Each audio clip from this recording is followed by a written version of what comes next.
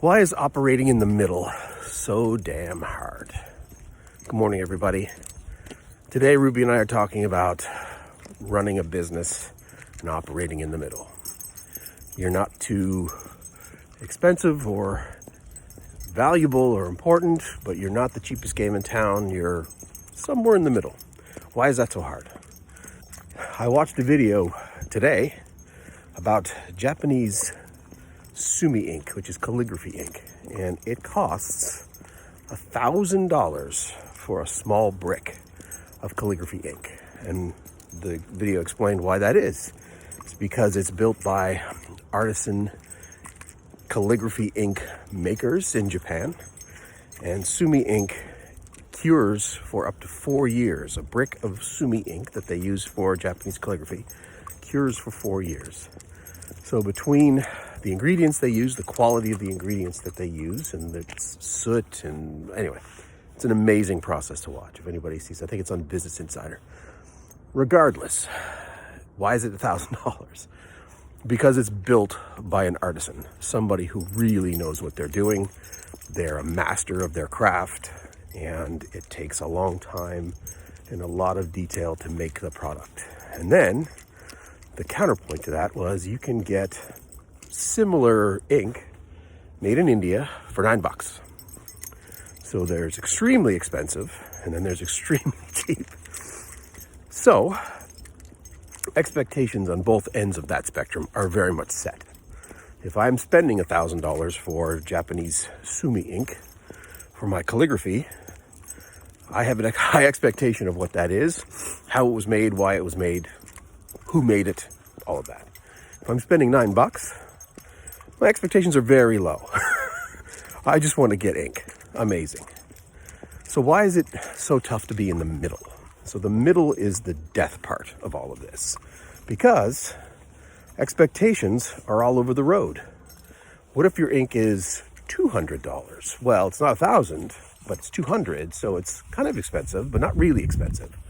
Versus maybe it's $50. Well, it's not really cheap, it's not really expensive, but what am I getting for my money?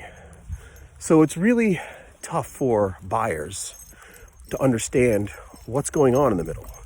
What am I getting? Where does this fall into the spectrum?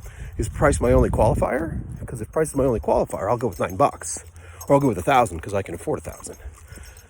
So when we look at it from a business perspective, pricing becomes a really important piece of things, but it's setting that price quality index, right? For the quality of the product and the price I'm paying, what do I feel like I'm getting as a consumer?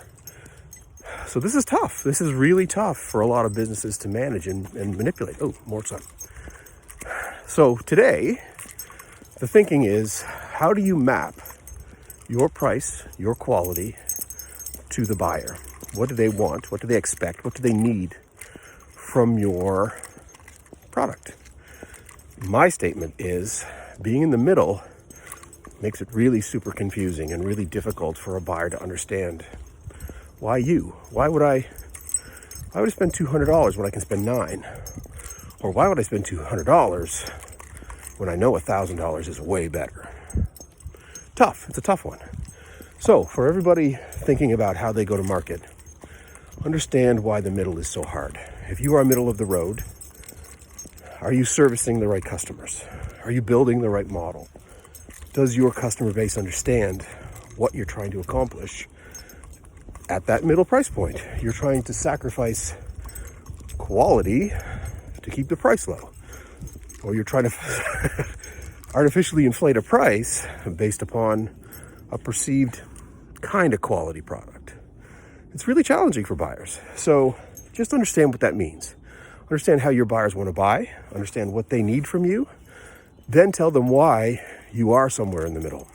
It is the most complicated place to be. Make sure they understand why you're there. Are you good enough at your price point? Are you really good? And it's really a lot of value. I'm sending you the best product that there is at a price point that you can afford.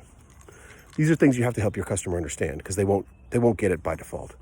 Again, if I know I need $1,000 to buy Sumi ink from Japan, I got to come up with $1,000.